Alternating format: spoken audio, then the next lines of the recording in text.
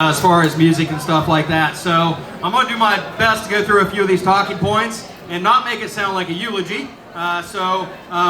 We'll talk about some of these. Then I got a guest that's going to come up and talk a little bit, and I got a quick presentation. So I won't bore you too long. When they say Jim's coming up to the stage, I know you were all scared. You thought I was going to be singing, but that's not the case. So, all right. So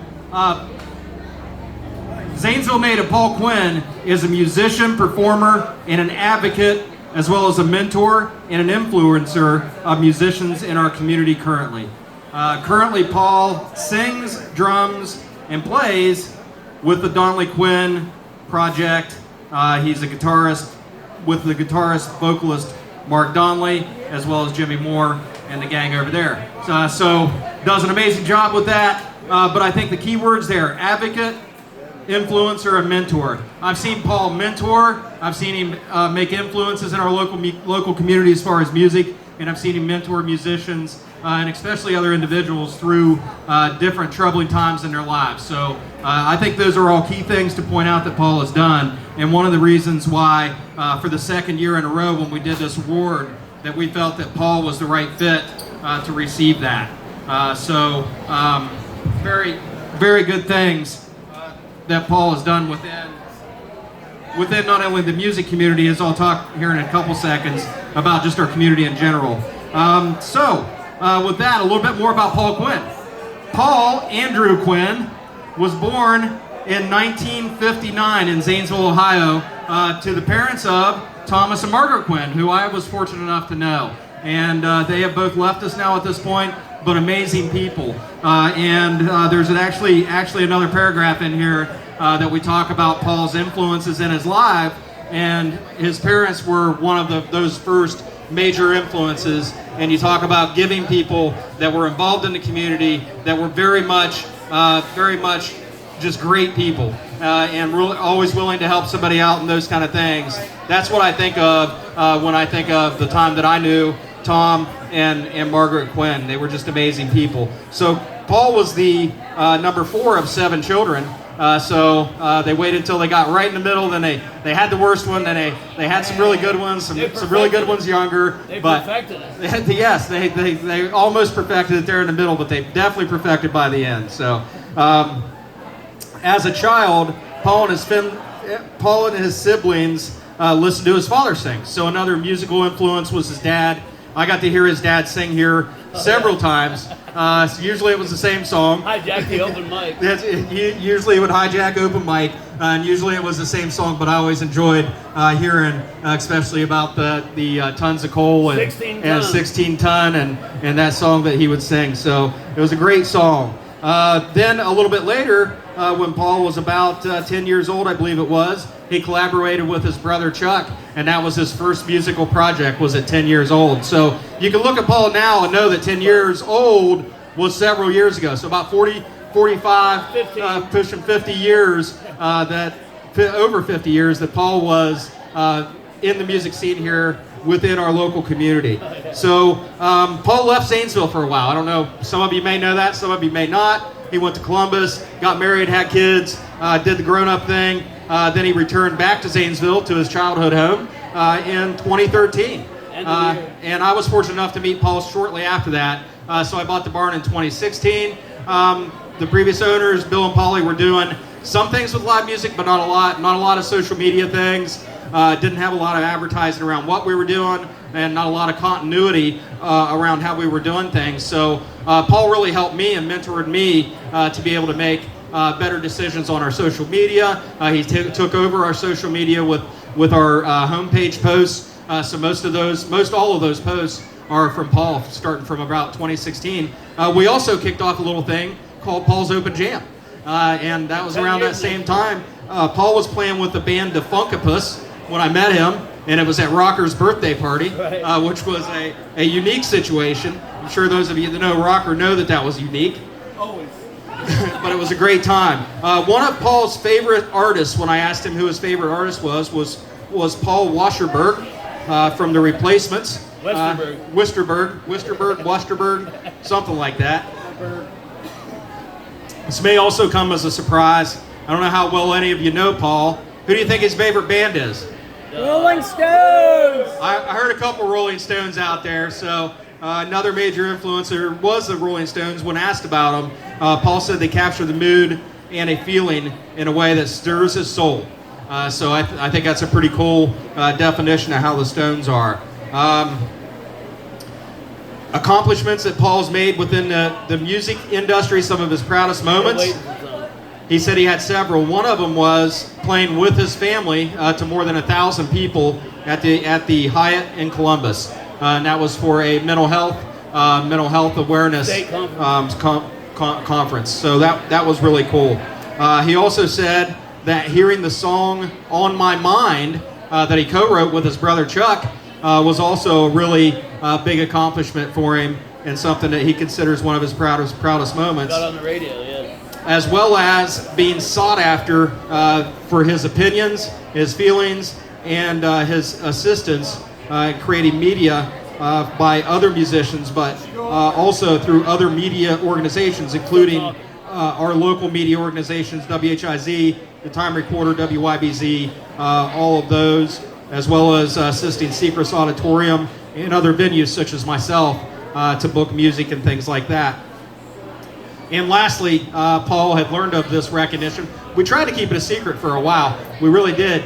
Jason Adams had came to me and kind of cooked this whole thing up, kind of dovetailing off of what we did last year. And we weren't very successful keeping it a secret, so I had to let Paul in on it. Plus, he had a gig booked for the day, so we couldn't really work with that. What motivates Paul to help others within the music industry the way that he has? This is where I circle back to his parents. His parents were nurturing, charitable, and service-oriented people who modeled those traits for Paul, as well as I could say the rest of their children. What a great family. The Quinn family singers and the Quinn family, just everybody in the Quinn family has just been amazing to me for the years that I've known y'all.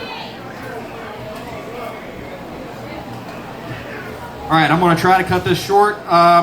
So I've got on here that Paul has guest appeared or guest sang with at least 18 local music groups. I see a lot of those folks sitting out here now. Seen some of them on stage earlier. We'll get to see more of them on stage here as the day goes on. But about 18 different music groups from here in the Zanesville area that Paul has collaborated on the stage with.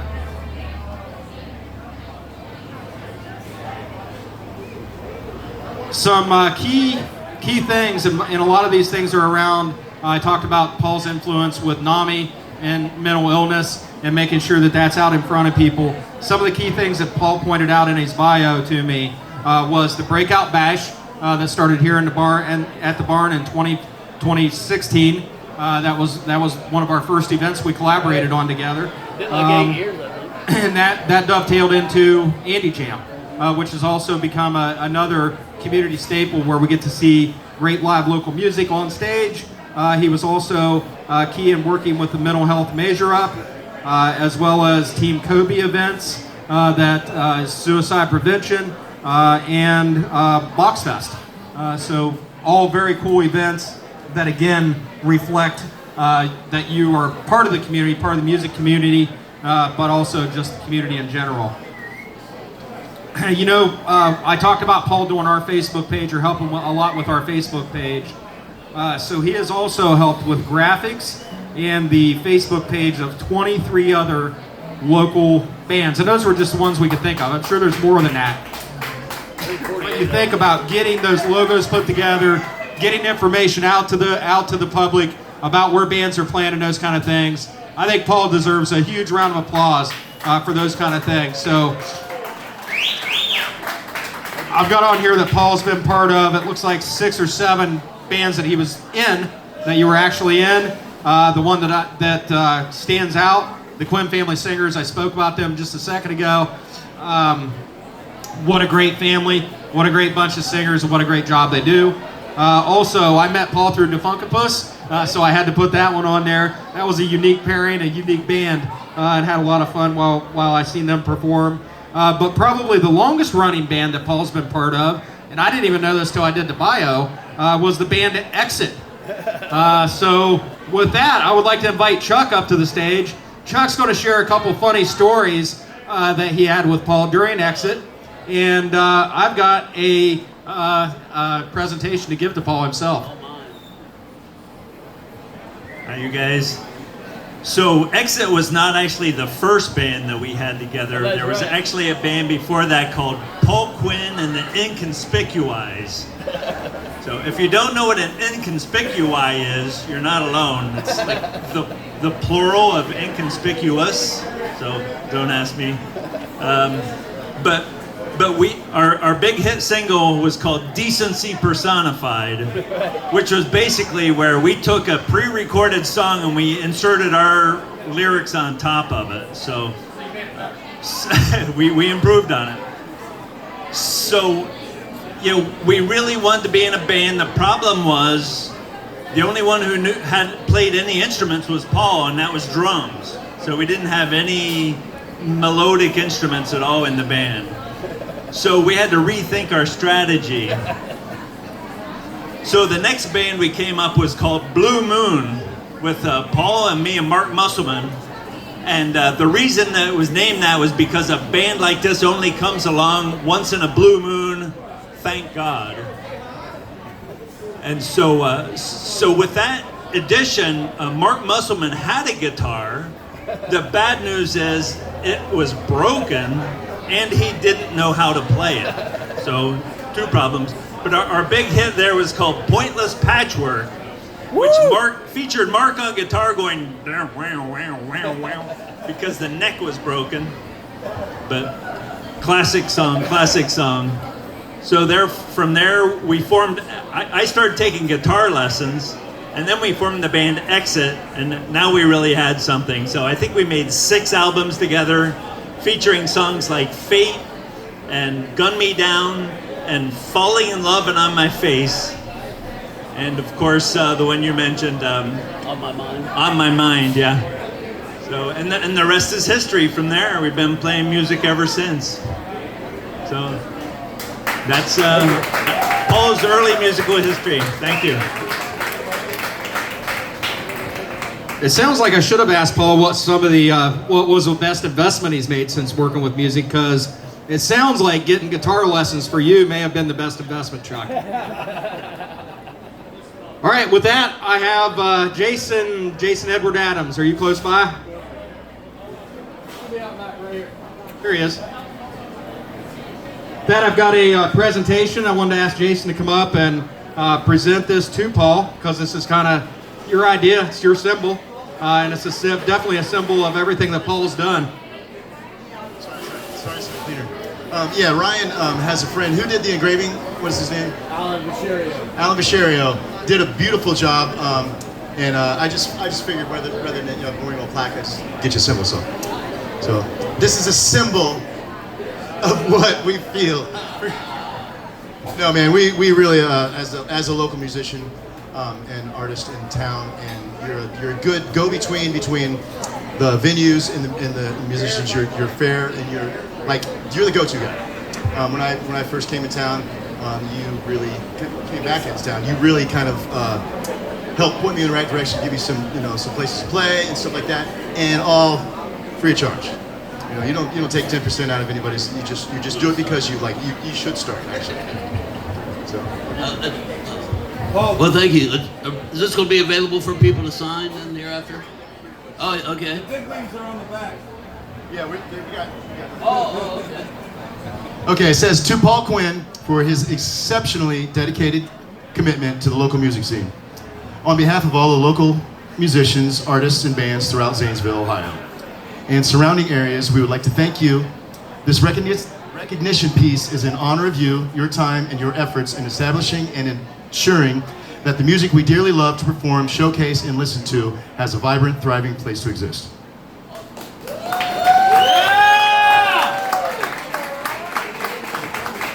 Thank you, Jim. Thank you, Jason. Appreciate this. Thank you all for being here. I appreciate it. I just want to make sure I don't get stuck with your tabs. Jay, take your keys with you. But no, everybody that's here, thank you for supporting the things I've done. Sometimes when I first started doing this, really trying to promote bands and venues, I just had a vague idea of putting music and mental health together. And as the musicians who responded when I called for people to come and play, they got me thinking, you know, hey, we got something going on in this community. I asked people to come play. You remember Jocko's anniversary party? Yeah. I called like 20 bands and they all said they'd come. I was like, wow, that's fantastic. And so I just continued asking and still am. Still need you to come to Paul's Jam.